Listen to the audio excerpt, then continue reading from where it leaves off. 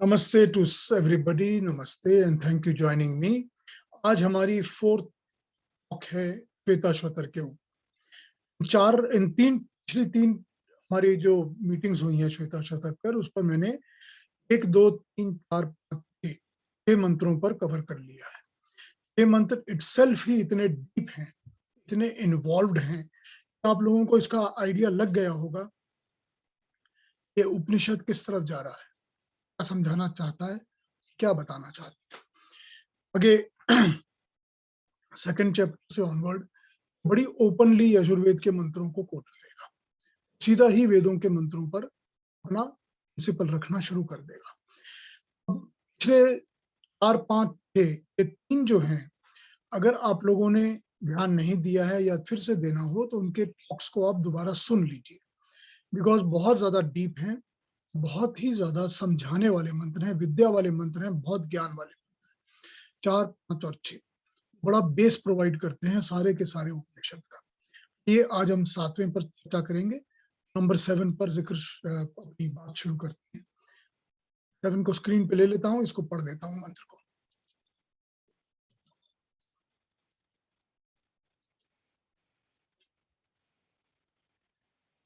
सातवां मंत्र है हमारा, उद्गीतम् एतत् परमं तु ब्रह्म तस्मिन् सत्यं सुप्रतिष्ठा अक्षरं च अत्रांतरं ब्रह्म विद्यो विदित्वा लीनः ब्रह्माणि तत्पर योनि मुक्त।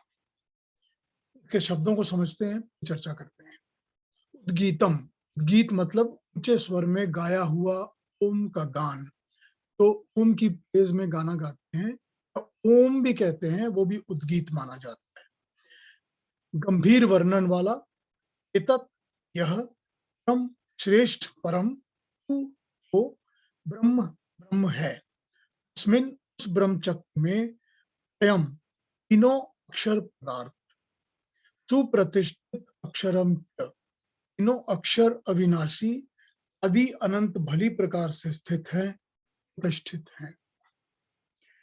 अत्र इनमें, इन तीनों में अंतरम अंतर को, भेद को, ब्रह्मविद ब्रह्मज्ञानी विदित्वा ज्ञान कर, लीना लीन हुए, ब्रह्मणि ब्रह्म में, तत्परा उसमें रम कर, तत्पर होकर, योनि मुक्ता जन्म मरण के बंधन से, कारण से मुक्त हो जाते हैं।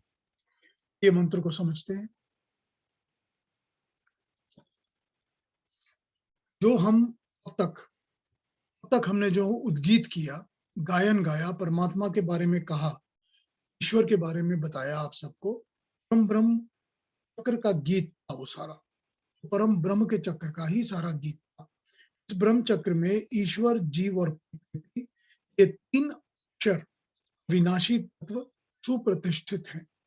ब्रह्मविद ज्ञानी लोग इन तीनों में अंतर को, भेद को जानकर ब्रह्म में ही लीन होकर, उसी में तत्पर होकर योनि से, जन्म मरण के बंधन से मुक्त हो जाते हैं। इसका सारांश हुआ, इस पर बात करते हैं। जानने की बात यह है कि भोक्ता जीव है, जो भोग रहा है, यूज करता है, भोग करता है, वो जीव है।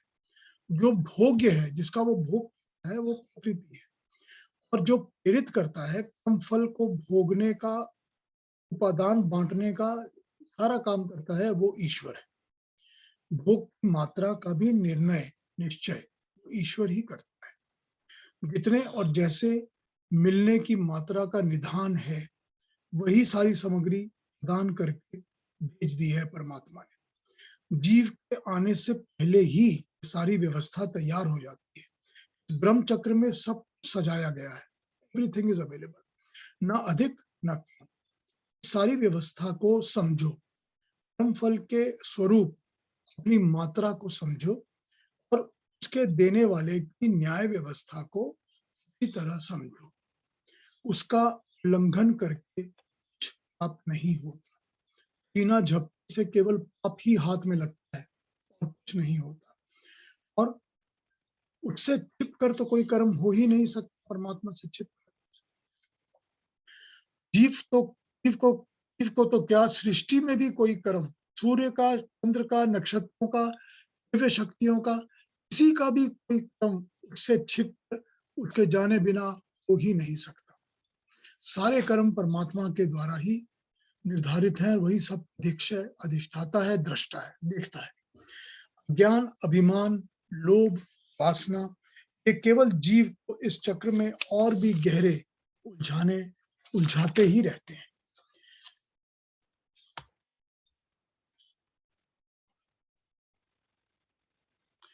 यही जो चीजें हैं सारे अपने उद्देश्य से भटकाती हैं। भटकाने के बाद ये ब्रह्म चक्र में और गहराई के साथ उलझाती हैं और आदमी बंधता चला जाता है। यदि उन्नति करनी है, उस मार्ग करो जो कि सच में उन्नत की ओर ले जाए। नीचे की ओर जाने की जरूरत नहीं है, वो उन्नति नहीं होती, अवनति होती है। सारे ब्रह्मांड का नियामक जो है उसको पहचानो। सारा ब्रह्मांड बना क्यों है उसको जानो, उसको समझो। चक्र तो पहले भी था, आगे भी रहेगा। जीव को इस पर सवार होना ही पड़ेगा। ये उपाय प्रस्तुत कर रहा है कि हर पल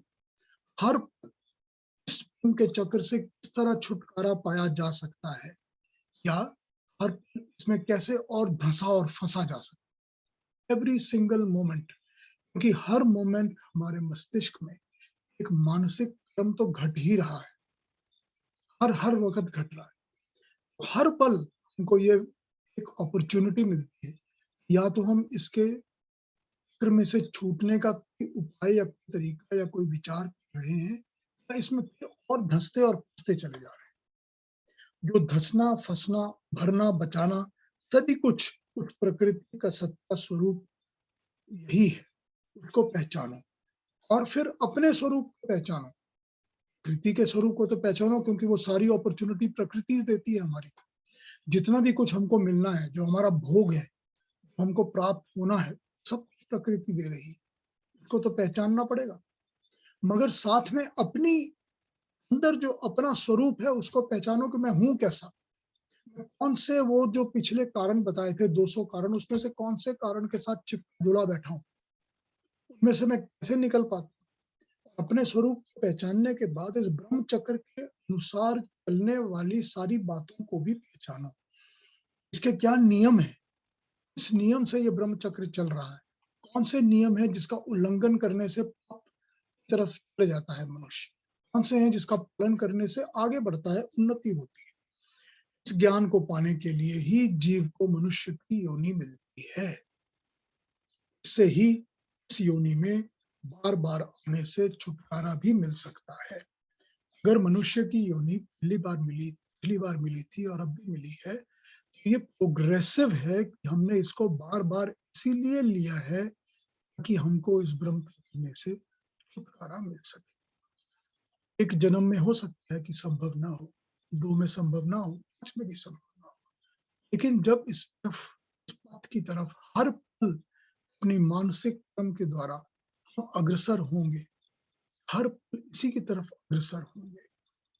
जरूरी बात है ये इस योनि में या अगली योनि में मिल तो जाएगा, क्योंकि उसी तरफ हम अग्रसर में, वो हमारा एम है। इस एम को बनाओ, ये समझो कि मुझको इस ब्रह्म चक्र को चढ़ाया गया है और इस ब्रह्म चक्र से मैं किस तरह से निजात पा सकता हूँ, छूट सकता हूँ। ये हुआ 7वें मंत्र की मैसेज। ये 8वें मंत्र पर जाते हैं।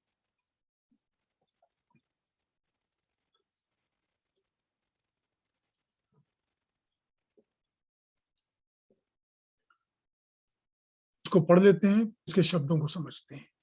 संयुक्त में तत्परम तक्षरम अक्षरम व्यक्ता व्यक्तम भरते विश्वमीशः निशश्च आत्मा बद्धते भोक्ति भावात् ज्ञाता देवम मुच्यते सर्व पाशय। संयुक्तम मिले हुए, संयुक्त हुए हुए, तत् क्षरम नाश होने वाली कार्य प्रकृति को, अक्षरम और अविनाशी रूप कारण प्रकृति को, व्यक्त अव्यक्तम प्रकट और अप्रकट, दिखने वाली और ना दिखने वाली, कार्य और कारण, भरते धारण करते हैं, भरण करते हैं, पालन पोषण करते हैं। विश्वम सारे जगत को, विश्व को, ईश ईश्वर, सामर्थवान ईश्वर, अनीश असामर्थवान जीव और आत्मा जीवात्मा बंधते बंध जाते हैं, जन्म मरण के बंधन में बंध जाते हैं। भोक्ति भावात, कर्म फल को भोगने के लिए सुख दुख भोग प्रार्थी, ज्ञातवा ज्ञान का देवम देव ईश्वर को मुझते छूट जाता है सर्व पाशय, हर किस्म के पाश से बंधन से छूट जाता है। मंत्र का अभिप्राय समझते हैं, आइए। प्रकृति के दो स्वरूप हैं, व्यक्त दिखती है और अव्यक्त दिखती नहीं है। व्यक्त प्रकट कार्य प्रकृति है जो कि वर्किंग एविडेंट नेचर है, और जो अप्रकट और अव्यक्त है वो कॉजल है, कारण है। एक कार्य है, एक कारण है, एक वर्किंग है, एक उसका कॉज है। प्रकट और कार्य रूप में प्रकृति क्षर है। क्षर मतलब नाशवान है, बनती है, बिगड़ती है, उसका नाश भी होता है। और अप्रकट कारण रूप में जो प्रकृति है वो अक्षर है, अक्षर का कभी नाश नहीं। इन दोनों रूपों को, अक्षर अक्षर रूप को ईश्वर सर्वज्ञाता, सर्वव्यापक, सर्वशक्तिमान ईश्वर ही पालता है, चलाता है, उसका जानने वाला है, उसका ज्ञाता है। जीवात्मा जो कि अनीश है, जिसमें ईश्वर का ज्ञान और सामर्थ्य नहीं है, तो इस व्यक्त प्रकट प्रकृति के भोगों में पड़ जाता है और इसी से वो इस बंधन में बंधता चला जाता है। अगर जब उसे देव दर्शन होते हैं, इस ईश्वर का परिचय और ज्ञान मिलता है, तो वह सब प्रकार के पाशों से, बंधनों से मुक्त हो जाता है, छूट जाता है। मैनिफेस्ट और अनमैनिफेस्ट क्रिएशन, प्रकृति का ज्ञान और इसके पालन करता परमात्मा का ज्ञान, तो इसके द्वारा बनाए पाशों से मुक्ति दिलाएगा, फ्री फ्रॉम ऑल फेटर्स, यही हमको मुक्ति दिलाएगा। इस मंत्र में अपने भाव को समझाने के लिए कुछ एक्सप्रेशंस, शब्दों को यूज किया है, उनको एक बार समझते हैं। वो ऑपोजिट्स हैं। ऑपोजिट्स क्या समझा रहे हैं यहाँ पर बताया है क्षर और अक्षर, व्यक्त और अव्यक्त, ईश और अनीश। ये अक्षर है, वो जो भी अक्षर है वो क्षर नहीं है। अक्षर वो है जो क्षर नहीं है, क्योंकि ऑपोजिट्स है ये। अक्षर पदार्थ तो तीन ही है, परमात्मा, जीवात्मा और मूल प्रकृति, बेसिक मैटर। तीन चीजें अक्षर हैं, बाकी सभी कुछ क्षर है। क्योंकि शास्त्र बताते हैं कि कारण रूप में, कॉजल फॉर्म में प्रकृति अक्षर है। भी यहाँ पर रीजन से बताई गई और समझाई गई बात है कि मूल प्रकृति अक्षर ही है, तो अव्यक्त है, दिखती नहीं, अनुभव नहीं होती, जीवात्मा के संपर्क में वो कभी नहीं आती, कभी भी किसी भी काल में नहीं आती, कभी आ भी नहीं सकती। जीवात्मा को उसका डायरेक्ट ज्ञान नहीं होता। जीवात्मा का संपर्क केवल कार्य प्रकृति, प्रकट प्रकृति, व्यक्त प्रकृति के साथ होता है। ये प्रकृति का अक्षर रूप है, ये बनता है, बिगड़ता है। यही वो प्रकृति का रूप है जिसमें जीवात्मा उलझ जाता है, फंस जाता है, खो जाता है। इसका ज्ञान तो है जीवात्मा को, मगर वो शुद्ध ज्ञान न होने से वासनाओं के साथ मिश्रित ज्ञान हो जाता है। रूप, रस, गंध, शब्द, इनके गुणों में आकर्षित हो फंसता चला जाता है। जीवात्मा को इंद्रियां भी ये प्रकृति ही प्रदान करती है। जितनी इंद्रियां मिली हुई हैं जीवात्मा को, वो ये प्रकट प्रकृति से ही बोरोड होती हैं। और इन इंद्रियों के जो विषय हैं वो भी प्रकृति ही देती है। ये एक पैकेज डील की तरह, ज्ञान के अभाव में जीवात्मा इस पैकेज डील में से भी डील्स ढूंढता रहता है। वो डील्स ढूंढते ढूंढते ढूंढते फंसता ही चला जाता है। व्यक्त प्रकृति के व्यवहार से जीवात्मा को ज्ञान तो मूल अव्यक्त प्रकृति का प्राप्त करना था। कारण तो यही था, जो ये व्यक्त प्रकृति है, जो क्षर प्रकृति है, जिसमें इन्वॉल्व है जीवात्मा, उसके थ्रू अव्यक्त अक्षर प्रकृति का ज्ञान प्राप्त करे। बस तो यही था, मगर वह ऊपरी और बाहरी स्तर पर फंस जाता है तो उसके असली रूप को पहचान ही नहीं पाता, उसके बियॉन्ड वो जा ही नहीं सकता, पता ही नहीं। इंद्रियों का सारा व्यवहार होता तो व्यक्त विषयों के साथ ही है, जो सामने विषय है उसी के साथ उसका होता है। अव्यक्त का ज्ञान इंद्रियों को तो हो ही नहीं सकता, भी इंद्रियों के कारोबार से ऊपर उठकर और व्यक्त और अव्यक्त प्रकृति के कारण और कार्य रूप से ज्ञाता और निमाता ईश्वर के साथ जुड़कर उसको ज्ञान प्राप्त हो सकता है। ये जीवात्मा अपने को इन बंधनों और पाशों से मुक्त कर सकता है अगर वो इस किस्म का ज्ञान प्राप्त कर सकता है। मतलब ये है कि अपनी इंद्रियों के अंदर से अपने आप को हटाकर इंद्रियों के विषयों से ज्ञान मुझे अव्यक्त प्रकृति का नहीं हो सकता, क्योंकि इंद्रियां केवल व्यक्त प्रकृति के ऊपर ही डिपेंडेंट है, वही ज्ञान मुझे सब समय देती है। अगर अव्यक्त का ज्ञान प्राप्त करना है तो परमात्मा के ज्ञान से और उस अव्यक्त प्रकृति के ज्ञान से जुड़ेंगे तो ही वो ज्ञान हमको प्राप्त होगा। जीव आत्मा नीश में ये क्षमता नहीं होती कि वो इंडिपेंडेंटली हर ज्ञान को कर सके। इसीलिए जब परमात्मा के साथ जुड़ता है, परमात्मा के ज्ञान के साथ जुड़ता है, ज्ञान की अपनी जीवात्मा की सीमा एक्सटेंड हो जाती है, लार्ज हो जाती है और वो बहुत कुछ आगे देख और समझ पाता है। जीवात्मा को समझना पड़ेगा कि ईश के गुण और कर्म उससे अलग है। जीवात्मा अनीश है, यानी जो भी गुण कर्म और स्वभाव ईश्वर के हैं वो सब जीवात्मा के नहीं है। तो उसी का सहारा, उसी का ज्ञान मिलेगा तो इन बंधनों से, पाशों से मुक्ति मिलेगी। जैसा कि जैसे जैसे ईश्वर के गुण कर्म और स्वभाव से परिचय प्राप्त होगा, उसका ज्ञान मिलेगा, अपनी असमर्थता समझ आने लगेगी। जैसे जैसे ईश्वर का ज्ञान बढ़ता जाएगा, ईश्वर के ज्ञान का अंदर खुलता जाएगा, वैसे वैसे अपनी असमर्थता, अपनी अनीशता समझ आने लग जाएगी। ये पता चल जाएगा कि मेरी क्या सीमाएं हैं और उसको पार पाने का उपाय क्या है। ईश्वर के ज्ञान का मार्ग खुलने लगेगा, भी उस ब्रह्म चक्र में घूमना, उसमें फंसे रहना समाप्त होना नजर आएगा कि मैंने किसकी हेल्प लेनी है।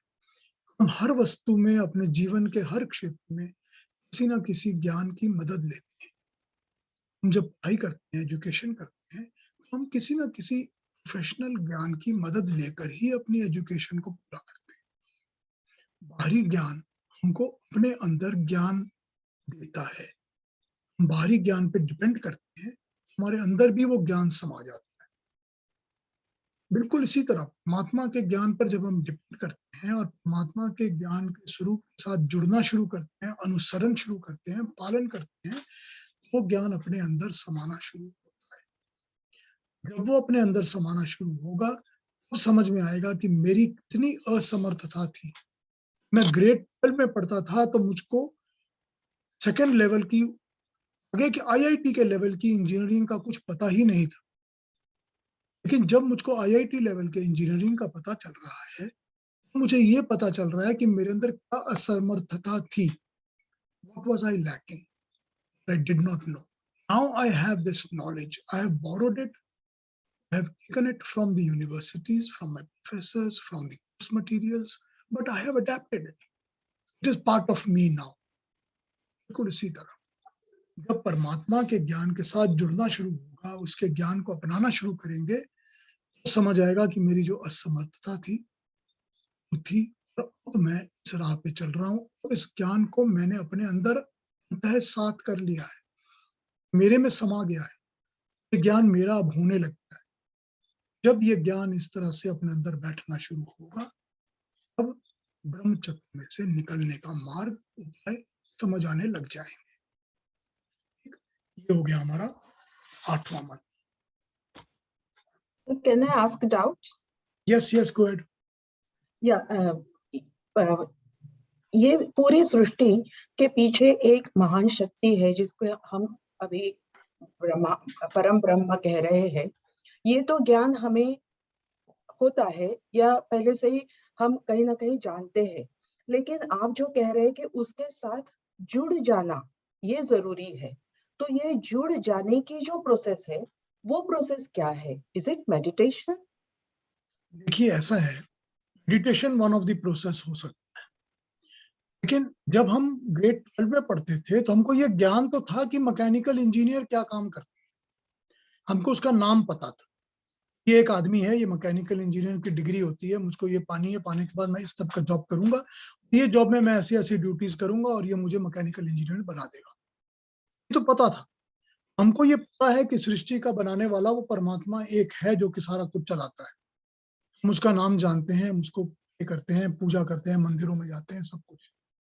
मगर हम उसके बियॉन्ड जाकर उसकी एजुकेशन रियली एक मैकेनिकल इंजीनियरिंग बन जाते हैं, उसमें और इसमें फर्क है।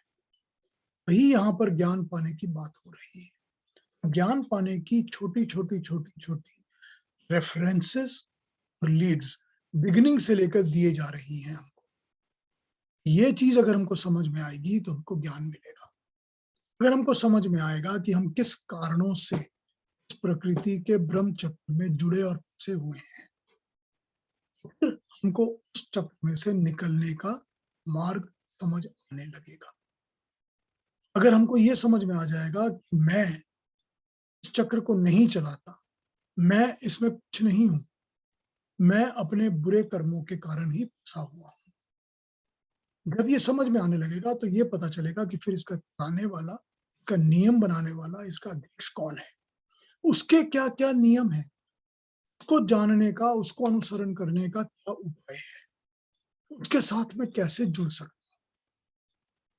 हैं। जैसे यहाँ बताए जा रहे हैं, एक के बाद एक के बाद एक के बाद एक मंत्रों में ये समझाया जा रहा है कि उसके साथ कैसे जुड़ेंगे। हमको पहले तो समझना पड़ेगा कि प्रकृति और मेरा क्या संपर्क है। मैं इस प्रकृति के सहारे ही जीता हूं, क्योंकि मुझे शरीर भी प्रकृति ने ही दिया है, लेकिन इस प्रकृति से मुझे इसके बियॉन्ड अव्यक्त प्रकृति जो कि अक्षर है, उसका ज्ञान प्राप्त, उसका ज्ञान प्राप्त करने के लिए मुझे परमात्मा के ज्ञान का सहारा लेना है। मुझे उसका स्वरूप नहीं पता। जब मैं पहले ईयर में अपनी इंजीनियरिंग पढ़ रहा हूं तो उसका फाइनल स्वरूप जो अल्टीमेटली मुझे ज्ञान मिलेगा, मुझे वो नहीं पता, क्योंकि मैं वहां पहुंचा ही नहीं हूं, मुझे पता कैसे होगा। तो सिर्फ ये श्रद्धा और विश्वास कि मुझे परमात्मा का ज्ञान लेना है, उसके मार्ग पर ही बढ़ना है और आगे चलना है, तो ये आस्ते आस्ते आस्ते आस्ते सारे रास्ते, सारे मार्ग खोलना शुरू करेगा। यही बता रहे हैं इन मंत्रों में।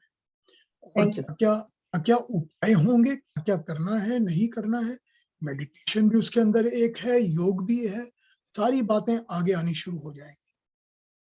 कि सारे उपनिषद में अभी तो प्रॉब्लम्स बता रहे हैं ना आपको, इश्यूज बता रहे हैं ना आपको, सारे उपाय भी सामने रख आपको बता दिए जाएंगे। इसको किस तरह फॉलो करें, इसको किस तरह समझें, इतना क्या क्या है सब बताया जाएगा। ठीक, मगर भी इसकी इंट्रोडक्शन यही बताया जा रहा है होगा कैसे। वेरीफाई हुआ? जय 9वें मंत्र पर। मुझे एक 7वें मंत्र पे करना है। जैसे आपने बताया कि हम लोग पिछले बार भी डिस्कस कर रहे थे कि ये जो ज्ञान प्राप्त करते हैं तो ये हमारे साथ ज्ञान जाता है अगले जन्म में सूक्ष्म फॉर्म में। एक बात ये हो जाती है, दूसरी बात ये हो जाती है कि हम लोग का जन्म संचित कर्मों के हिसाब से भी होता है।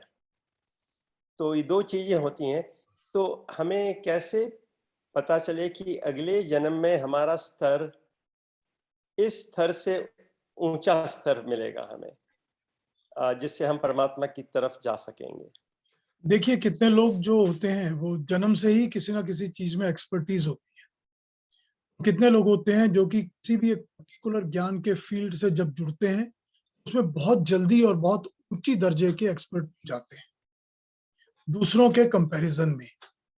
अगर आप कंपेयर करके देखेंगे तो ये समझ में आ जाएगा कि इस मनुष्य के अंदर पहले से ही इस ज्ञान की तरफ एक रीच है। किसी ने डॉक्टर साहब की बात की थी, ठीक है, डॉक्टर साहब इस जन्म में बहुत अच्छे डॉक्टर हैं, ये ज्ञान उनके साथ अगले जन्म में जाएगा। अगले जन्म में यदि उनका ये रहेगा कि मुझको मेडिकल साइंस पढ़ना है, तो उनके सामने मेडिकल साइंस का ज्ञान जल्दी अच्छे स्वरूप में खुलना शुरू हो जाएगा, क्योंकि पहले वो उस ज्ञान के साथ परिचित थे। It is not new. जैसे ही वो खुलना शुरू होगा तो फिर वो क्या होगा, इस जन्म में जो भी था उससे नेक्स्ट लेवल पर पहुंच जाएंगे। ये हो सकता है कि अगले जन्म में वो मेडिकल के ऊपर ना ध्यान दे, मैथमेटिक्स पे ज्यादा ध्यान दे। होगा क्या, होगा यही कि पिछले जन्मों का जो ज्ञान था वो भी साथ जुड़ेगा, और जुड़ने से फिर वो मैथमेटिक्स की एक्सपर्टीज होनी शुरू हो जाएगी, क्योंकि एक्सपर्टीज का नॉलेज है उनको कि I am going to get into an expertise. तो ज्ञान तो हमारे साथ हमेशा ही जुड़ेगा। एक ज्ञान है, एक ज्ञान ही है जो आप सबको इस पोर्टल में, इस सेशन में मेरे साथ जोड़ रहा है। इसने आपके अंदर ये एक चीज भावना पैदा की है कि मुझे ये सुनना है, मुझे ये जुड़ना है। क्यों? क्योंकि मैं इसको ढूंढ रहा था, पहले भी था मेरे पास, मगर मैंने इसको अभी इस जन्म में पकड़ा नहीं अभी तक। मैं इसको पकड़ना चाहता हूं। मुझे इसकी ना, अगर आप लोगों को बेसिक्स समझ नहीं होगी, समझना भी नहीं चाहेंगे, तो आप इस पोर्टल में मेरे साथ जुड़कर कुछ नहीं समझ सकते। एक लेवल, बेसिक लेवल ऑफ ज्ञान है, भी आप इसमें जुड़ सकते हैं, नहीं तो आप नहीं जुड़ पाएंगे। बेसिक लेवल के बिना आप बातों को समझ ही नहीं पाएंगे। तो ज्ञान है ना, तो पहले से था। ये आज से 2 साल बाद, 4 साल बाद हम आप लोग से पूछेंगे, देखेंगे आप में से कुछ ऐसे हैं जिनको कि ये इतनी ज्यादा अच्छी तरह से, पूरी तरह से बैठ गया अंदर कि वो इसमें एक्सपर्ट हो गए हैं। बिल्कुल तो भाई। इसमें आप नियमित कारण बन गए हैं ज्ञान देने में। हाँ, मैं एक निमित्त कारण बन गया हूँ। ठीक है, मैं भी एक अपना वो क्या कहूँ, कर्म फर्ज पूरा कर रहा हूँ। Very well. चलिए 9वें मंत्र पे आते हैं, पर चर्चा करते हैं।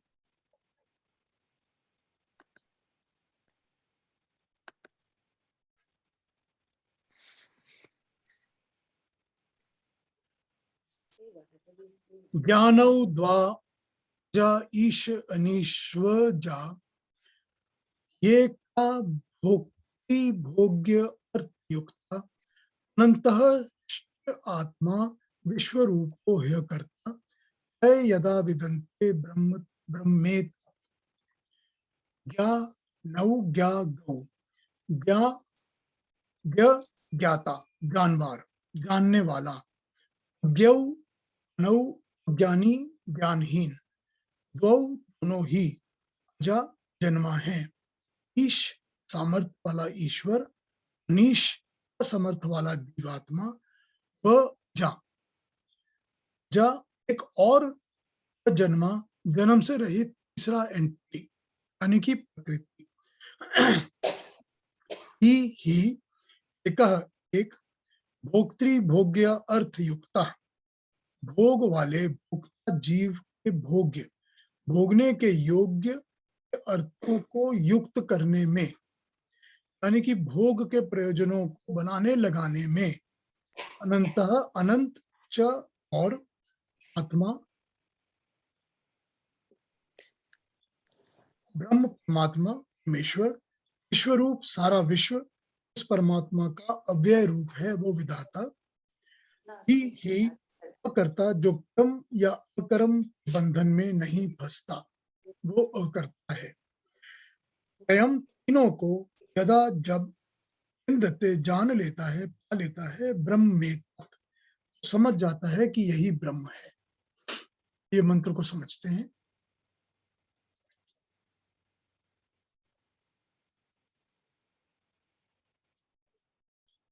दो अज हैं, यानी कि दो अजन्मे हैं।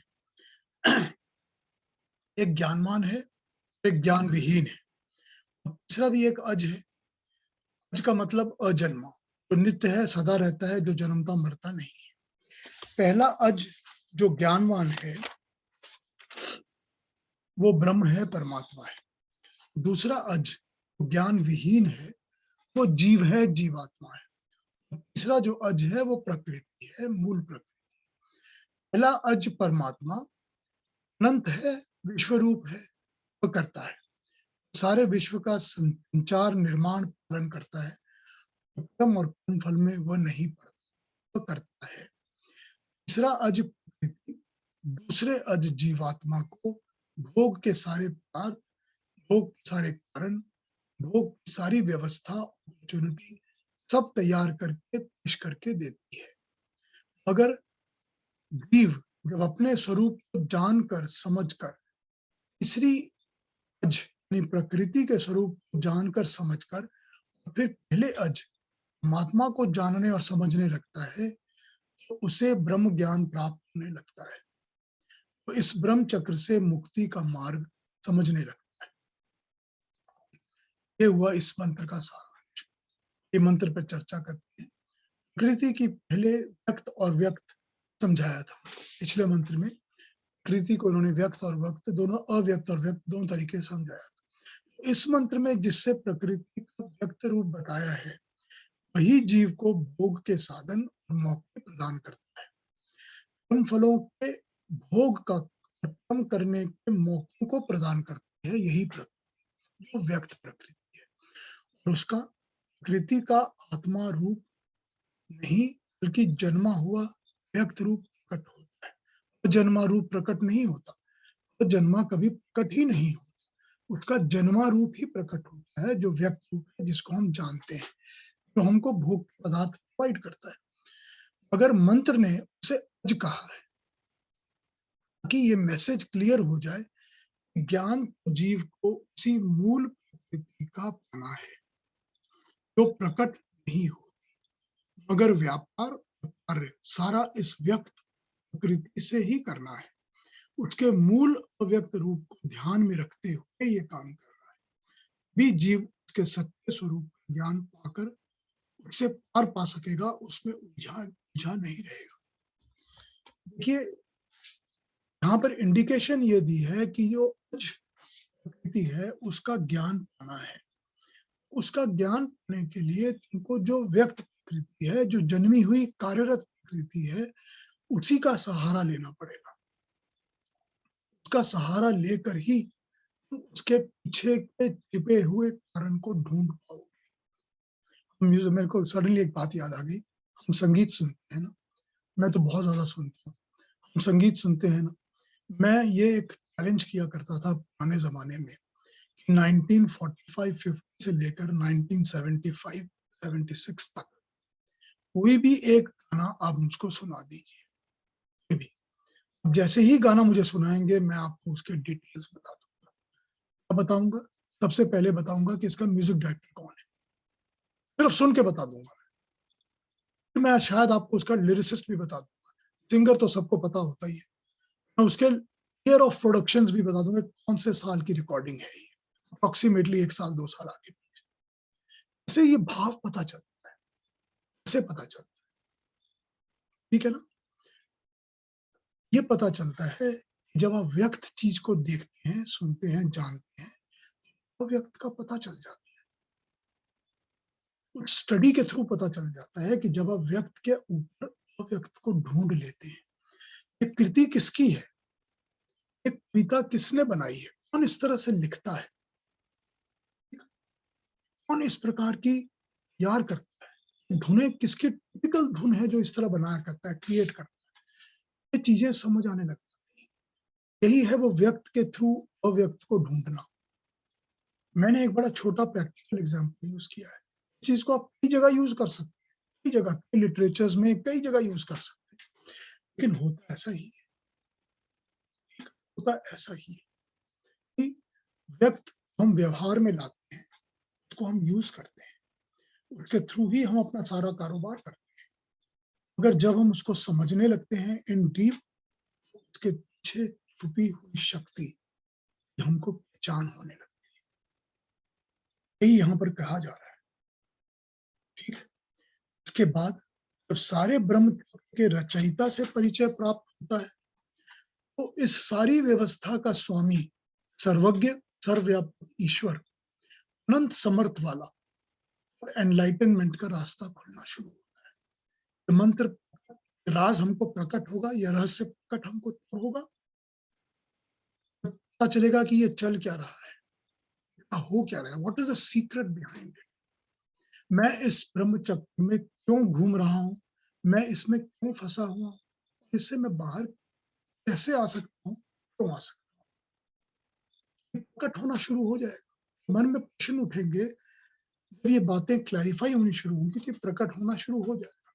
वही जो भगवान कृष्ण कहते हैं कि बिना प्रकृति के उपकरणों के शरीर और इंद्रियां, अंतःकरण, इनके द्वारा तो ज्ञान मिल ही नहीं सकता, इनके बिना तो ज्ञान मिल ही नहीं सकता।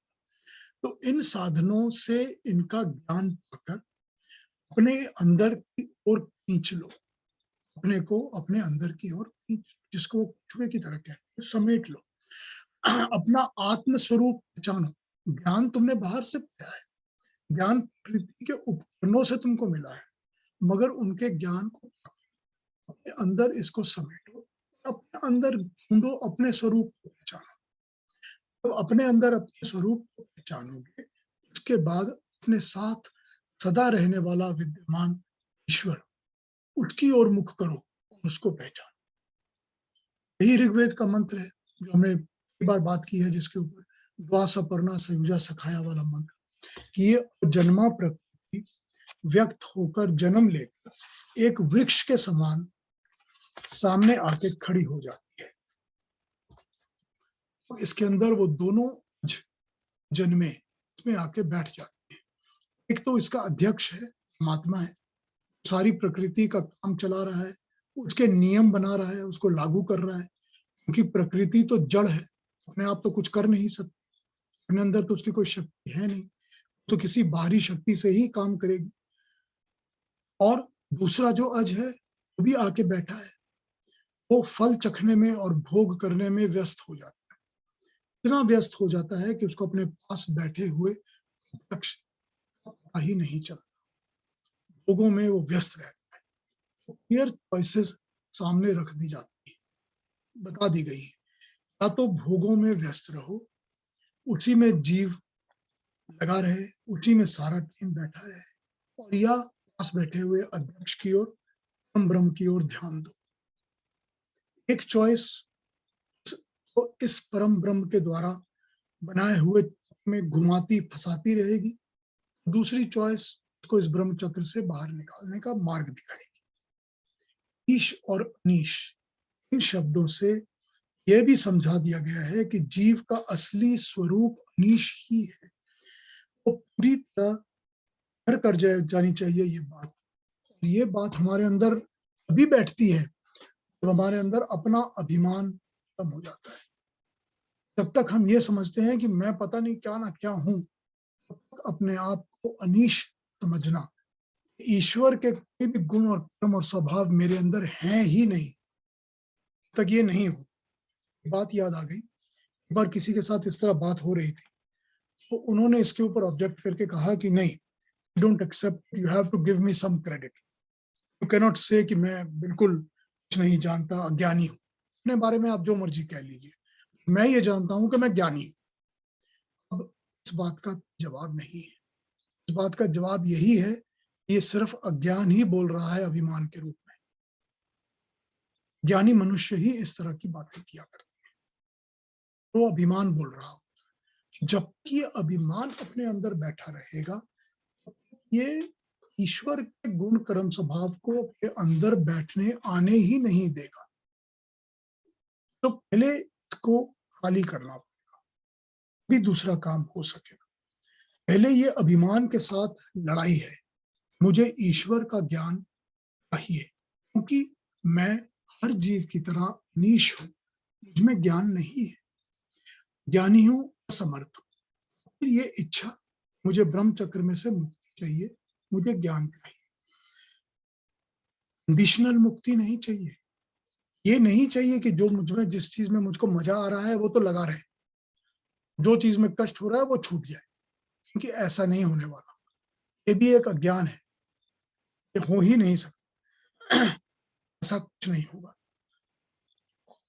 जो 150-200 कारण बताए हैं, कारण गिनाए हैं पिछले मंत्रों में, उनमें से कौन सा कारण है जो मैंने ही अपने ऊपर लाद के रखा हुआ है, लोड करके रखा हुआ है? जब मुझे उनका पता चलेगा, निरपेक्ष होकर मैं उनको आइडेंटिफाई कर पाऊंगा। उनको आइडेंटिफाई करने के लिए भी अभिमान का त्याग जरूरी है। बिना अभिमान त्याग के उनको आइडेंटिफाई भी नहीं कर सकते, क्योंकि हर वक्त लगेगा कि मैं तो ग्रेट हूं जी, ये तो बड़ी अच्छी चीज है, इसमें आइडेंटिफाई करने का कुछ नहीं रहा। तो जब उसको आइडेंटिफाई करेंगे, उससे वैराग्य लेना शुरू करेंगे और उनके वैराग्य का अभ्यास शुरू करेंगे, जैसे भगवान कृष्ण कहते हैं। यूं ही तो नहीं कुछ, बिना तप और बिना साधना के तो कुछ होता नहीं ना, लगन के और तप के बिना तो कुछ भी नहीं। तो ये तप और लगन है।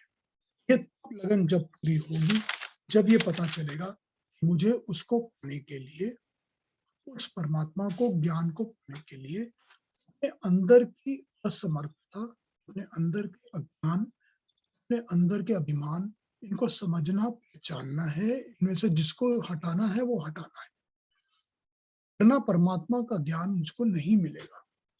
मैं अनीश हूं, कई बार कह दिया गया कि मैं ईश्वर नहीं हूं, मेरे अंदर ईश्वर के तरह का सामर्थ्य नहीं है, मैं अनीश हूं। और मुझे क्या चाहिए? मुझे चाहिए ईश्वर का ज्ञान। एक्नॉलेजमेंट पहले करनी पड़ेगी कि मुझे नहीं पता। I want to know because I am not knowing. अगर वो एक्नॉलेजमेंट ही नहीं होगी, फिर वो ज्ञान कैसे आएगा? वो स्टेप शुरू ही कैसे होगा कि मुझको कुछ पता होना चाहिए? जबकि मैं 12th ग्रेड में ये नहीं जानता कि मुझको मैकेनिकल इंजीनियरिंग का ज्ञान नहीं है, तो मैं आईआईटी में एडमिशन लेने के बाद भी क्या प्राप्त करूंगा? अगर मैं समझूंगा कि मुझको सारा ज्ञान पहले ही है, तो मैं कुछ प्राप्त ही नहीं करूंगा। ये क्या होना चाहिए? मनुष्य के अंदर ये समझ होनी चाहिए कि मैं अज्ञानी हूं, मैं अनीश हूं, मेरे अंदर वो सामर्थ्य नहीं है जो ईश्वर का सामर्थ्य होता है। भी मुझको उसका ज्ञान मिलेगा, भी मैं उसके साथ जुड़ पाऊंगा, तब मैं उसको अडॉप्ट। ये 9th मंत्र हो गया। 10वां मंत्र हम अगले सैटरडे करेंगे, ठीक है?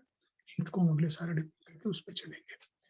आज हमने कोई अगर बात करनी है, चर्चा करनी है, कोई क्वेश्चन पूछने हैं, क्लैरिफिकेशन चाहिए, री एक्सप्लेनेशन चाहिए, तो आप पूछ लीजिए मेरे से। पीयूष जी, ये जो काल चक्र में हम लोग चढ़ जाते हैं, ठीक है, हाँ जी,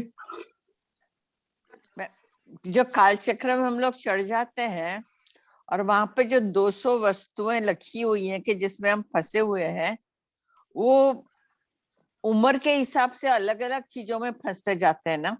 बिल्कुल, उम्र के हिसाब से भी होता है, कि मनुष्य की परिस्थिति से भी होता है, सब चीज से होता है। तो 16 साल में फंसने की चीजें थी, वो 60 साल में नहीं है ना, बदल गई हैं। हो सकती हैं एक हो, कुछ नहीं हो, मगर हाँ, परिस्थितियां बदल जाती हैं। तो वो सबको उसी समय छोड़नी पड़ती है ना? नहीं, ये तो अलग अलग जब अलग अलग पता मनुष्य के चल ऊपर है, अलग अलग मनुष्य के ऊपर अलग अलग में अलग अलग बातें। अगर उस लिस्ट को दोबारा सुनेंगे, 4th वाला जो मंत्र था उसको दोबारा सुनेंगे, तो आपको ये पता चलेगा कि बहुत सारी ऐसी चीजें हैं जो मेरे अंदर कभी थी और अब नहीं है, जब पहले नहीं थी अब आ गई जी, ये समझ में आ जाएगी। हाँ, तो जब ये समझ में आएगी बात, तो ये पता चल जाएगा कि ये पहले नहीं थी अब आ गई है, लेकिन होना कुछ भी नहीं चाहिए था इसमें से, ठीक है ना? क्योंकि जो पहले थी उन्होंने तो फिर कर्म उसको करवाए, निकालने की शुरुआत कर सकते हैं, बिल्कुल कर सकते, सेल्फ स्टडी फिर से ही उनको करोगे। निकालने की शुरुआत कर सकते हैं। बिल्कुल बिल्कुल बिल्कुल, हाँ, सेल्फ स्टडी, सेल्फ ऑडिट से ही होता है, सेल्फ ऑडिट और सेल्फ पीयूष, स्टडी से होता है। जी ये जो नवा मंत्र है, जी, मेरे पास जो पुस्तक है उसमें ये लिखा हुआ है कि ये 3 के ऊपर एक चौथा ब्रह्म है, तो 4 डिविजन्स बन गई। यहाँ पर उन्होंने त्रयम त्रयम यदा विदन्ते कहा है। उन्होंने जब बात ही 3 की है, तो फिर चौथे की जरूरत क्या है? किसी ने अपनी इंटरप्रिटेशन, किसी ने इंटरप्रिटेशन में 4 की बात कर ली होगी, पर 4 ब्रह्म हो, 4 तो होते नहीं है, होते तो 3 ही है, जीवात्मा, परमात्मा और मूल प्रकृति। अब आप हाँ। परमात्मा के भाग कर सकते हो। एक परमात्मा वो परमात्मा है जो सब चलाता है, एक परमात्मा ये परमात्मा है जिसने विष्णु का रूप धारण करके सृष्टि को बनाया है, एक परमात्मा और है जो कि महेश के रूप में सृष्टि का विनाश भी करेगा। This is whatever we want to do. यहाँ लिखा है कि जो असीमता का ज्ञान है वही ब्रह्म का ज्ञान है, और ये चौथा ब्रह्म इन तीनों से अलग है। नहीं, ऐसा I don't subscribe to this view. It is only confusing, only confusing. ये मंत्र कह रहा है त्रयम वदंती, तो तीन ही की बात कर रहा है, उसमें भटकने की जरूरत नहीं। ठीक है। कोई और प्रश्न या कुछ और क्लैरिफिकेशन?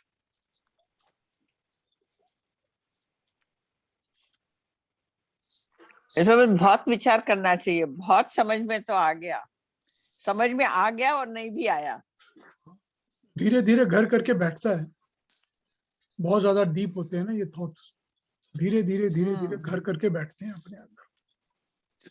छोड़ने की बात जो हो रही है, पहले आभास होना चाहिए कि मुझे ये मुझ में ये है और इसको छोड़ना है। बिल्कुल। और जब आभास ही नहीं होगा फिर छूटेगा छोड़ने कैसे? की बात ही नहीं आती। छूटेगा कैसे?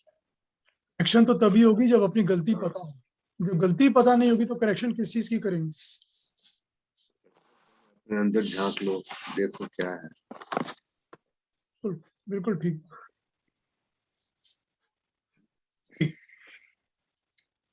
कोई प्रश्न, कोई और क्वेश्चन, कोई और डाउट, कोई क्लैरिफिकेशन, कुछ और पूछना है? आज मनीषा एक नहीं है, वीक हम तो उसको मिस कर रहे हैं। नहीं, पूछने के लिए तो बहुत कुछ है पीयूष जी, लेकिन पहले समझना पड़ेगा उसके लिए नहीं ठीक है, कि समझ जब लीजिए। तक हम अपना अभिमान नहीं छोड़ेंगे तब तक हम कुछ पा नहीं सकते। नहीं पा सकते, बिल्कुल नहीं पा सकते, बिल्कुल नहीं पा सकते। बिल्कुल, ये अभिमान जो है ये बड़े अलग अलग अलग अलग अलग अलग रूपों में निकल बिल्कुल कर बाहर बिल्कुल आता है, और बाहर निकल के ये बड़े अलग अलग तरीके से काम करता है। बिल्कुल। बिल्कुल। और अभिमान तो हर इंसान में है। हाँ बिल्कुल है। किसी को किसी चीज का है, किसी को किसी बिल्कुल चीज का है। बिल्कुल बिल्कुल बिल्कुल है, 100%। मगर अभिमान का जो बेसिक है ना, जिसको हम अहंकार कहते हैं, जी वो बेसिक अहंकार ये है that I need to survive. मैं हूं, मैं एक मनुष्य हूं, मैं एक जीवात्मा इस शरीर रूप में हूं। शरीर रूप में मुझे शरीर के साधनों को सरवाइव कराना है। यहां तक, बेसिक्स तक ये अहंकार बहुत आवश्यक है, होना चाहिए। सब में होता है, हर जीव में होता है। मगर जब अज्ञान के ऊपर अभिमान शुरू होता है तो उसका अलग रंग, उसका रंग एकदम अलग हो जाता है। ठीक है ना? जी, वो देखा है मैंने, देखा, वो तो मैंने देखा है, कैन एग्जांपल्स भी हैं। हम बहुत बहुत रोज देखते हैं, एवरीडे। पीयूष जी, भगवत गीता में जब अर्जुन को ये मोह हुआ, वो भी उसका अहंकार ही था। ज्ञान था ज्यादा, अज्ञान कह सकते हैं, और अज्ञान के ऊपर वो जो एक्ट करना चाहता है वो उसका अभिमान है। अज्ञान तो है ही, ये सारा अज्ञान ही अज्ञान है कि ये लोग बुरे जरूर हैं, अताताई जरूर हैं, लेकिन मेरे भाई बंधु हैं। सारा अज्ञान ही है ना। ज्ञान के ऊपर जो एक्शन लेने के लिए डिसीजन होता है वो अभिमान बेस्ड होता है। ओके, ठीक है ना? लीड अभिमान करता है ना एक्शन लेने के लिए, और वो अज्ञान पे डिपेंडेंट होता है। ठीक है, अगले सैटरडे मिले फिर। जो जिनको ज्ञान होता है इन ट्रू पर्सपेक्टिव, तो they are also very humble people. Always always होना ही है, और जरूरी बात ना ही है। और जिनको नहीं होता है तो वो दिखा के, अभिमान दिखा के, टू कवर इट अप, ऐसा करते हैं। पीयूष जी, कुछ लोग पॉम्पसली हम्बल होते हैं ना, शो ऑफ करते हैं। हाँ, हम्बल होने का वो शो ऑफ है, वो अभिमान का एक और तरीका है। हाँ, होता मैं है। उसको बोलती हूँ पॉम्पसली हम्बल। हाँ ठीक बात है, होता है, शो ऑफ करते हैं लोग, इंटेलेक्ट को अपने ऊपर ओढ़ के खड़े हो जाते हैं ना, दिखाते हैं कि मैं कितना इंटेलेक्चुअल हूँ। हाँ, वही है ना, वो पॉम्पस इंटेलेक्चुअल है ना, एक ही बात होती है, सही होता तो अभिमान के भी काफी सारे प्रकार होते हैं। है। बिल्कुल बिल्कुल बिल्कुल, hundreds and hundreds and hundreds, बिल्कुल बिल्कुल होते हैं। ठीक है, ओवरऑल राइट रैप अप करें सब, अगले सैटरडे मिलेंगे। बहुत समझ में सबसे- आया, पर मैं ऐसा नहीं कह सकते हैं कि समझ में आ गया। आएगा, आस्ते आस्ते आएगा, सब समझ आ जाएगा। Have patience, be with me, मैं कर रहा हूँ, अभी तो शुरू हुआ है। मैंने आपको पहले ही कहा था कि ये थोड़ा सा अलग लेवल का उपनिषद है, मैंने कहा था आपसे कि थोड़े हायर लेवल। पर अच्छा है। बहुत अच्छा है। समझना अच्छा लगता है, अच्छा लगता है, ज्ञान की बातें हैं, अच्छा क्योंकि तो दिमाग को जरा काम करना पड़ता है। हाँ बिल्कुल है, अच्छा भी अच्छा लगता है। चलिए सैटरडे में, नमस्कार। नमस्ते। नमस्ते। नमस्ते। नमस्ते जी, बहुत बहुत धन्यवाद। Everybody